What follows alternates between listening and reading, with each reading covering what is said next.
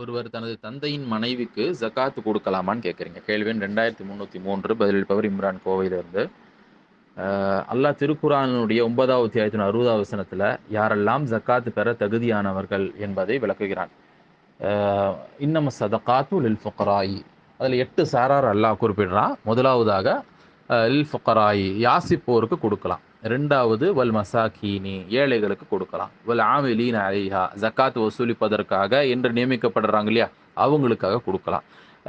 4வது வந்து வல் முஅல்லஃபதி குலூபுஹும் அதாவது உள்ளங்கள் ஈர்க்கப்பட வேண்டும் என்பதற்காக நம்ம கொடுக்கலாம். அவங்க வந்து முஸ்லிம் அல்லாதவர்களாக இருந்தாலும் கூட அவர்கள் பொருளாதாரத்தை நம்ம அவர்களுக்கு கொடுக்கக்கூடிய அந்த காரணத்தினால் அவருடைய அந்த கசப்புணர்வு நீங்கும். அவர்களுக்கு இஸ்லாத்தின் மீது ஒரு நல்ல எண்ணம் தோன்றும். இஸ்லாத்தை அவர்கள் ஏற்பதற்கு கூட அது அது ஒரு காரணமாக அமையும். அப்படிங்கிற மாதிரிலாம் இருந்தா அவர்களுக்காக கூட நம்ம ஜக்காத்தை வந்து நம்ம செலவு செய்யலாம்னு அல்லாஹ் சொல்றான். 4வது சாரார் இவங்க. 5வது வந்து வஃபிர் ரிகாபி, அதாவது அடிமைகளை விடுவிப்பதற்கும் செலவு இந்த மாதிரி செய்யலாம். ஜக்காத்து கொடுக்கலாம் அவங்களுக்கும். ஆனா அந்த மாதிரி இன்னைக்கு கிடையாது. 6வது வந்து அல்லாஹ் என்ன சொல்றான், வல் காரிமீன கடன் சுமையில இருக்கிறாங்கன்னா அவங்களுடைய இந்த கடன் சுமையை நீக்குவதற்காக நாம என்ன செய்யலாம், அவர்களுக்காக ஜக்காத்து கொடுக்கலாம். அப்ப இது எப்படி விளங்கிக் கொள்ளக்கூடாதுன்னா, இப்போ ஒருத்தருக்கு வந்துட்டு ஒரு 5 லட்ச ரூபா கடன் இருக்கு. ஆனா சொத்து அவர்ட்ட 5 லட்சம் இருக்கு. அதை ஒரு வித்தாருன்னா கொடுத்துடலாம். அப்படிப்பட்ட நிலையில இருந்தா அவரு வந்துட்டு கடன் பட்டவர்ன்ற வரமாட்டாரு. கடன் பட்டவர் அப்படின்னா அவரு கடன் வாங்கிட்டாரு, நேர்மையா திருப்பி கொடுக்கணும்னு நினைக்கிறாரு. ஆனா அவரிடத்துல இல்ல.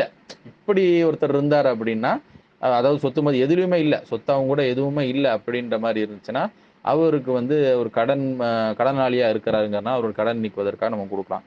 அப்புறம் அல்லாஹ்வின் பாதையில ஃபீ சபீலில்லாஹ் அப்படின்ட்டு அந்த அல்லாஹ் வந்து 7வதா சொல்லிட்டு வப்னி சபீல் வழிபோக்கர்களுக்கும் கொடுக்கலாம் அப்படின்ட்டு அல்லாஹ் சொல்றான். அப்ப 8 சாரார்களை அல்லாஹ் குறிப்பிடுறான். அப்ப இந்த 8 சாரார்கள்ல அவர் வராரா அப்படிங்கிறத நீங்க பார்க்கணும்.